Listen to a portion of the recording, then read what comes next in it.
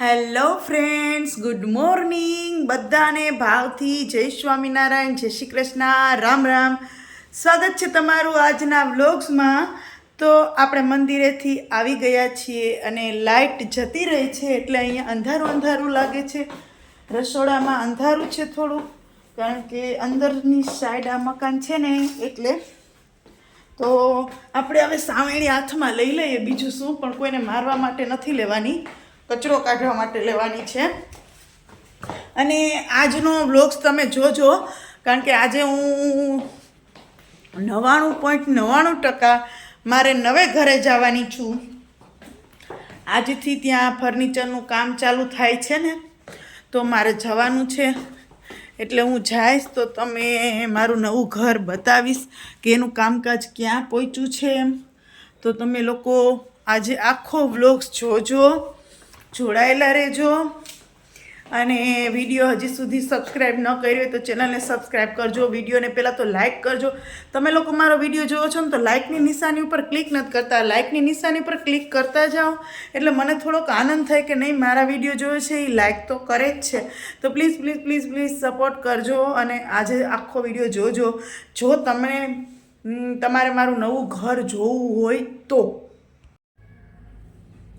Hello friends, તો રસોઈનો time થઈ ગયો છે અને આપણે શાક છે ને કેળાનું બનાવવાનું છે. તો ચાલો ફટાફટથી આપણે આ શાક સુધારી અને ફટાફટ વઘારી નાખીએ, કારણ કે 11:30 થવા આવ્યા છે.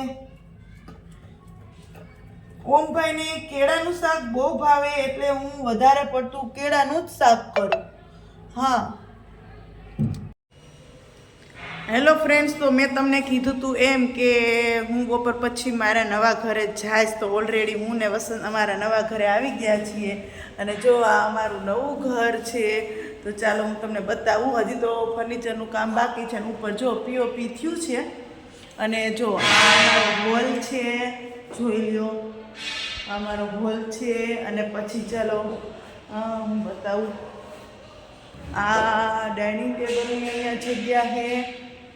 આ મારું કિચન છે, જો મારું કિચન જોઈ લ્યો. એમાં પથ્થરને બધું ફિટ થઈ ગયું છે. ગેસની પાઇપલાઇન બી આવી ગઈ છે. અને જો આ કિચન છે. પછી ત્યાંથી જતા આ કોઠાર રૂમ છે. જો કોઠાર રૂમમાં પણ આપણે પથ્થર નાખી દીધા છે.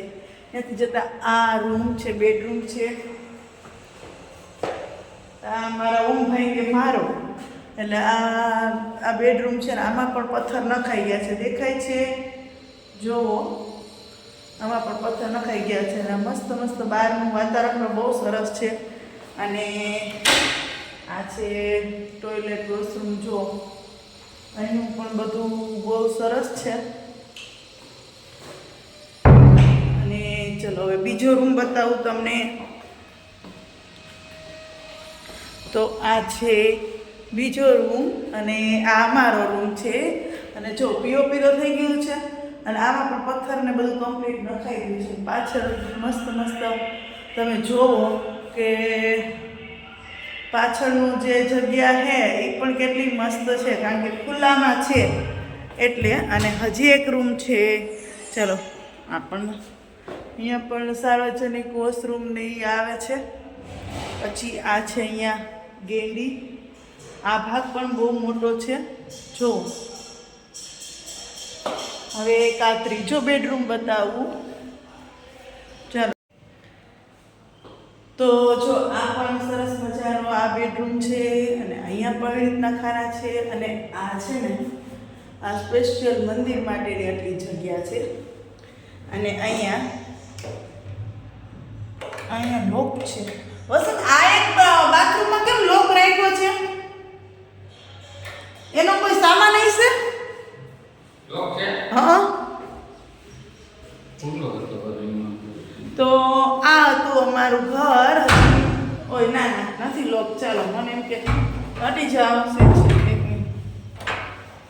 તો આ અહીંયા સામાન છે, જોઈએ લોકોનો. એટલે આ છે અમારું ત્રીજો બેડરૂમ.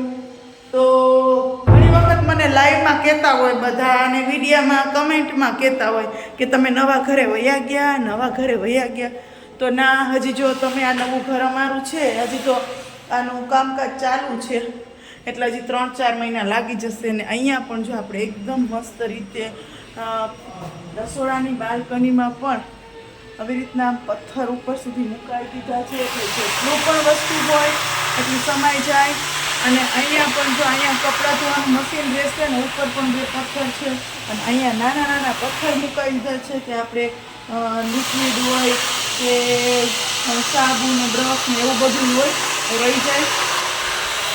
અને અહીંયા સેક્શન આવશે એટલે બધું પેક થઈ જશે. એટલે આ હતું અમારું મસ્ત મસ્ત મજાનું ઘર કે જે લોકો છે તમને બહુ બેસબરીથી ઇંતજાર હતો.